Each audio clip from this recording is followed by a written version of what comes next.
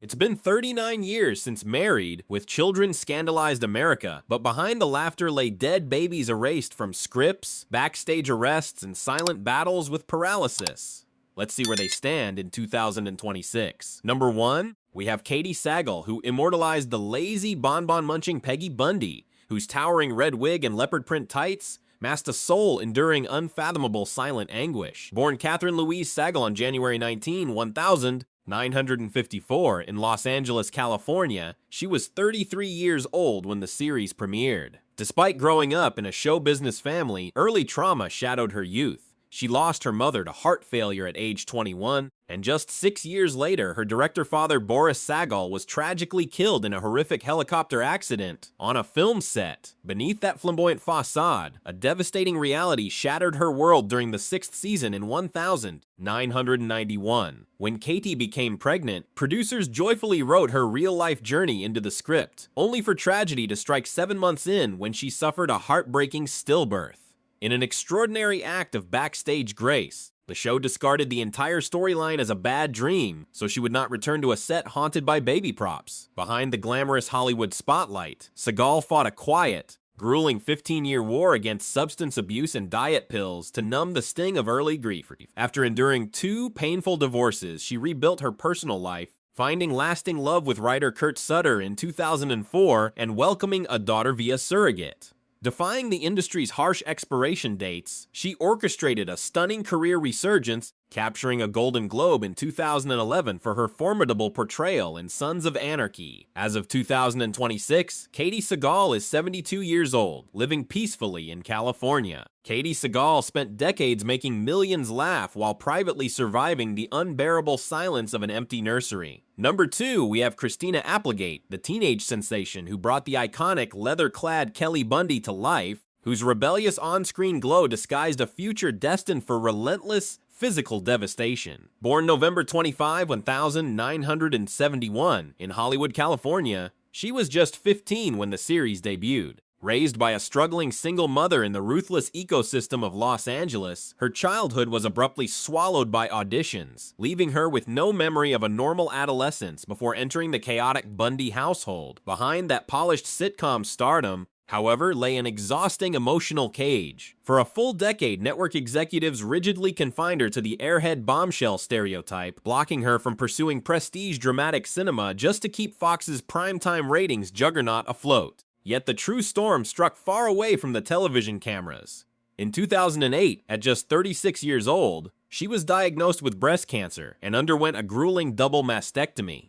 Then, in 2021, an even crueler fate descended when she received a diagnosis of multiple sclerosis. The disease aggressively attacked her nervous system, yet she fiercely completed the final season of Dead to Me using walking canes, wheelchair assistance, and sheer willpower between agonizing takes. As of 2026, Christina Applegate is 54 years old, stepping away from on-camera acting to live quietly alongside her family. Christina Applegate conquered the heights of Hollywood glamour, only to fight her hardest battles against the betrayals of her own body.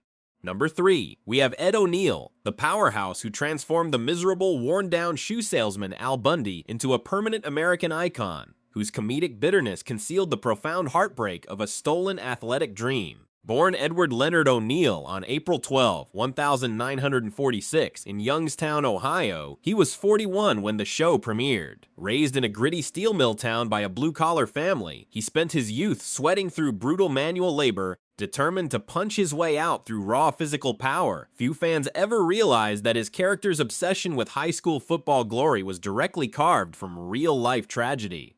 In 1969, O'Neill was signed as an undrafted rookie by the NFL's Pittsburgh Steelers, only to be cut during training camp just weeks before the season, abruptly shattering the athletic future he had built his entire identity upon. Rather than succumbing to despair, he poured that crushing disappointment into stagecraft, enduring 15 grueling years of obscure theater gigs, low-paying substitute teaching jobs, and construction shifts. After the historic 11-season run of the Bundy Patriarch, O'Neill defied every Hollywood typecasting trap, In an extraordinary late-career renaissance, he earned 4 Screen Actors Guild Awards and multiple Emmy nominations portraying the formidable Jay Pritchett on Modern Family, becoming television royalty across 2 separate generations. As of 2026, Ed O'Neill is 80 years old, living comfortably in Southern California as a certified Brazilian Jiu-Jitsu black belt. Ed O'Neill turned the agonizing death of his NFL dream into the most beloved portrait of American defeat in television history. Number 4, we have David Faustino, the razor-sharp youngest son Bud Bundy, whose slick on-screen antics concealed a relentless downward spiral once the bright studio lights shut off. Born David Anthony Faustino on March 974 in Los Angeles, California, he was just 13 when thrust onto national television. Having worked in commercial shoots since he was a 3-month-old infant, his formative years were entirely consumed by production schedules, stripping him of any authentic childhood. Behind the scenes, Faustino launched a famous underground hip-hop venue on the Sunset Strip called Ballistics, a venture that inadvertently dragged the young actor into the darkest, most dangerous temptations of Hollywood nightlife. Once the sitcom wrapped its historic run in 1997, the brutal reality of the child star curse took hold. In May 2007, his life hit rock bottom when police arrested him in Florida for marijuana possession and disorderly intoxication following a public confrontation with his ex-wife. Refusing to let tabloid scandals define his existence, Faustino fought his way back to stability, reinventing his career as an elite voice actor, most notably voicing the fan-favorite character Mako in the acclaimed animated series The Legend of Korra, while working as an independent radio host and music producer. As of 2026, David Faustino is 52 years old, living in California, focused on voiceover work and family life. David Faustino spent his adult life desperately trying to prove he was more than the wisecracking teenager America grew up with. Before we dive into the polarizing arrival of a controversial 6-year-old child actor, whose forced storyline nearly sparked a nationwide viewer revolt, a quick question for the comments. Which Bundy moment will you never forget? All's legendary high school touchdown rants, Peggy's endless refusal to cook, or Kelly's hilariously mangled expressions? Let me know below. I read every single response. If you appreciate uncompromising, deep dive retrospectives built from verified production logs, vintage television archives, and first-hand cast memoirs, hit that subscribe button to keep these unfiltered documentary exposés coming. Number 5, we have Amanda Bearse, who brilliantly played the sharp-tongued feminist neighbor Marcy Darcy, whose ferocious comedic clashes with Al Bundy concealed a high-stakes personal secret in a fiercely conservative era. Born August 1958 in Winter Park, Florida, Bearse was 28 years old when she joined the series. Raised in the traditional American South, she spent her early years hiding her authentic self before fleeing to New York City to study at the neighborhood playhouse. Few viewers realized that while trading barbs on screen, Bearse was quietly mastering the craft behind the lens, eventually directing over 30 episodes of the sitcom and smashing the male-dominated glass ceiling of 1990s television production. And this is where her real-life bravery collided with industry prejudice. In 1993, at the absolute peak of the show's primetime dominance, Bearse boldly came out as a lesbian, becoming one of the very first mainstream American television stars to do so publicly despite immense pressure from executives who warned it would destroy her career. The decision sparked deep backstage tensions, particularly fracturing her off-screen friendship with co-star Ed O'Neill over fundamental worldview clashes that lasted decades. Undeterred, she built a prolific directing career on shows like Dharma and Greg while tirelessly advocating for LGBTQ+ civil rights and AIDS research. As of 2026, Amanda Bearse is 68 years old, residing in Atlanta, Georgia. Active as a stage director and mentor, Amanda Bearse risked her entire Hollywood livelihood to speak her truth when silence was the industry's only acceptable currency. Number 6, we have David Garrison, who portrayed Marcy's henpecked, mild-mannered banker husband Steve Rhodes, whose hilarious domestic submissiveness masked a radical artistic rebellion against Hollywood commercialism. Born June 30, 1952 in Long Branch, New Jersey,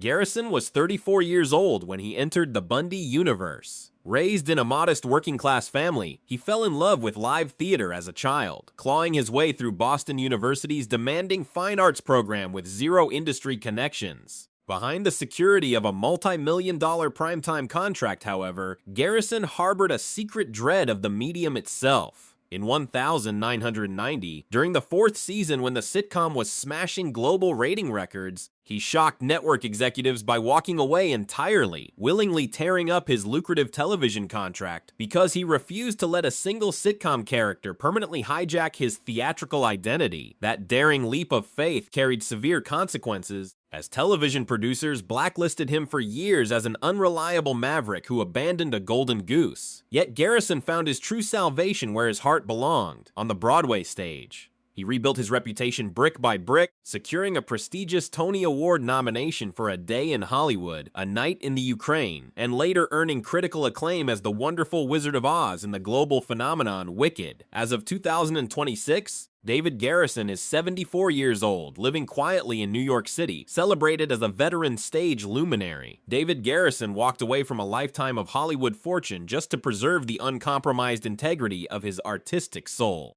Number 7, we have Ted McGinley, who stepped into the role of the vain, freeloading trophy husband, Jefferson Darcy, whose suave smirk concealed the humiliation of being labeled a Hollywood curse. Born Theodore Martin McGinley on May 30, 1958, in Newport Beach, California, he was 32 when he joined the regular cast in 1991.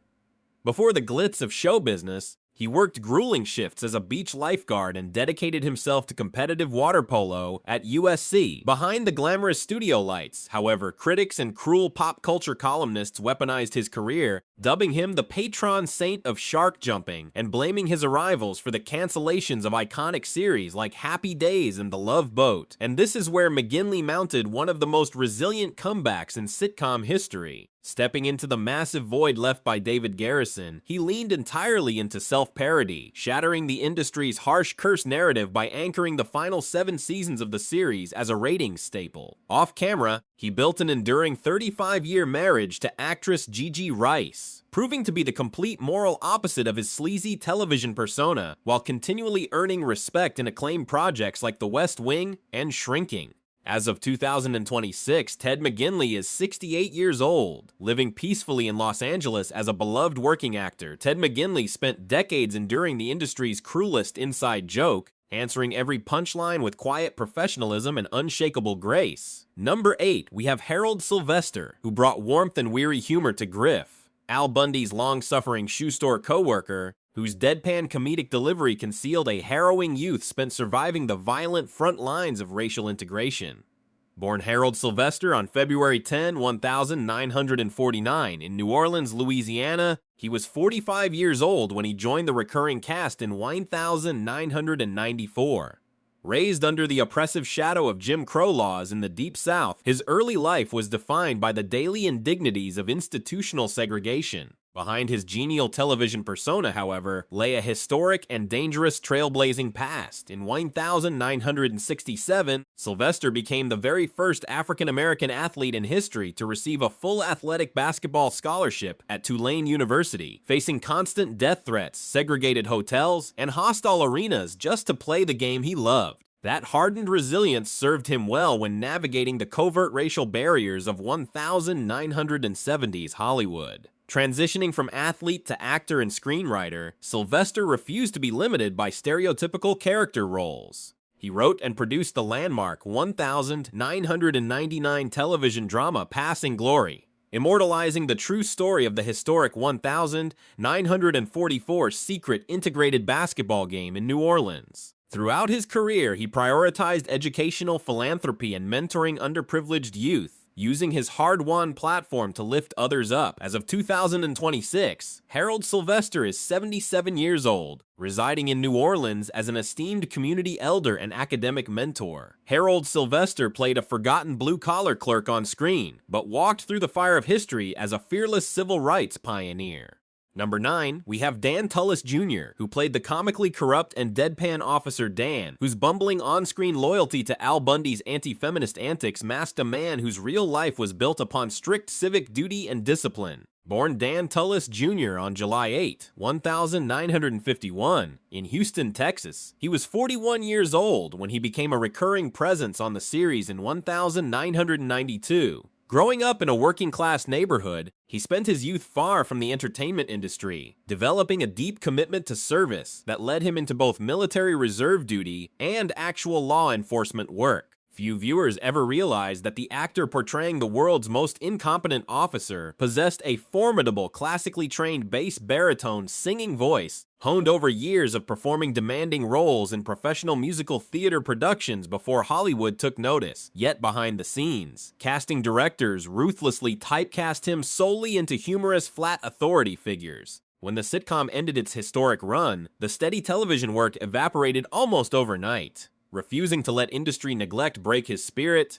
Tullis pivoted to commercial voice work, becoming the beloved longtime commercial spokesperson for the furniture retailer The Room Place for over 2 decades, while quietly using his vocal talents to perform at charitable choir concerts supporting military veterans. As of 2026, Dan Tullis Jr. is 75 years old, living a modest and quiet life in Southern California. Dan Tullis Jr. gave television its most hilariously compromised cop while keeping his own real-world integrity completely intact. Number 10. We have E.E. Bell, who portrayed the loyal and perpetually exhausted Bob Rooney, whose comic absurdity within Al Bundy's No Ma'am Club concealed the relentless, quiet struggle of Hollywood's blue-collar character actors. Born Edward Earl Bell on December 27, 1955, in Lookout Mountain, Georgia, he was 38 years old when he became a regular fixture on the sitcom in 1993. Raised in the rural American South with zero industry connections, he spent his youth laboring in tiny regional playhouses, enduring long stretches of poverty just for a few fleeting minutes on stage. Behind that jovial presence, however, lay a subtle running industry slight. Writers intentionally scripted other characters to address him exclusively by his full name, Bob Rooney, turning the lack of a personal identity into an inside joke that reflected the harsh reality of expendable bit players across network television. Yet despite decades of precarious freelance work without guaranteed royalties or multi-year studio contracts, Bell became a pillar of reliability. He carved out a prolific career appearing in dozens of acclaimed series like Friends, House MD, and How I Met Your Mother, earning a reputation among peers as one of the most punctual and humble workhorses in the entire SAG-AFTRA Guild, choosing steady craftsmanship over empty red carpet vanity. As of 2026, E.E. Bell is 70 years old, continuing to work quietly as a respected character actor in Los Angeles. E.E. Bell spent a lifetime bringing laughter from the sidelines, proving that unheralded loyalty is often an actor's greatest masterpiece. Number 11, we have Shane Sweet, the innocent child star cast as Seven, the mysterious runaway orphan whose angelic smile masked one of the most toxic backlashes in American television history. Born Christopher Shane Sweet on January 6, 1986, in Burbank, California, he was merely 6 years old when thrust into the 7th season in 1992. Pushed into high-stakes commercial casting before he could even tie his shoes. His early childhood was stripped of normalcy as stage parents traded his youth for grueling studio hours. Behind that cherubic appearance lay a desperate, cynical executive maneuver. Network suits shoehorned the cute orphan storyline to boost flagging demographic ratings, a decision that backfired catastrophically. Fans and ruthless critics viciously rejected the character, prompting producers to erase Seven midway through the season without a word of explanation, later cruelly placing his face on a milk carton in the background as a cheap running gag. That public humiliation derailed the young boy's fragile world,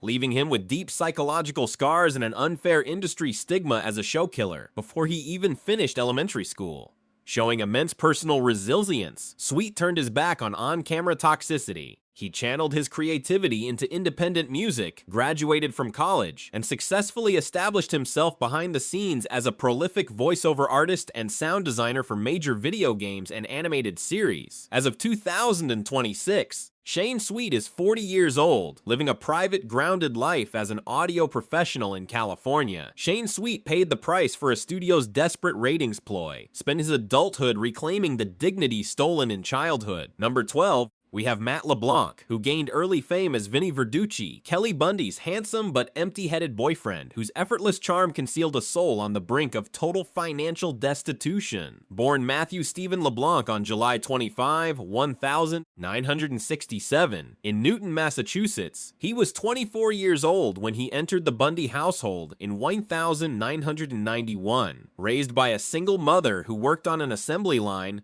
his youth was shaped by blue-collar struggle, leading him to work as a carpenter before risking everything on an acting dream. Behind that charismatic television presence, however, lay a string of crushing professional failures. Fox executives were so enamored with his character that they built two separate spin-off series around him, Top of the Heap and Vinny and Bobby, yet both crashed and burned in devastating cancellations, pushing him to the absolute edge of bankruptcy with literally $11 left in his pocket. Then, destiny intervened with his iconic casting as Joey Tribbiani on Friends, launching him into astronomical global stardom and multi-million-dollar paychecks. Yet fame brought profound private heartache. In 2004, his infant daughter Marina was diagnosed with cortical dysplasia, a rare neurological condition causing severe seizures. LeBlanc stepped away from the height of Hollywood excess to nurse her through recovery, eventually mounting an acclaimed return and winning a Golden Globe for episodes. As of 2026, Matt LeBlanc is 59 years old.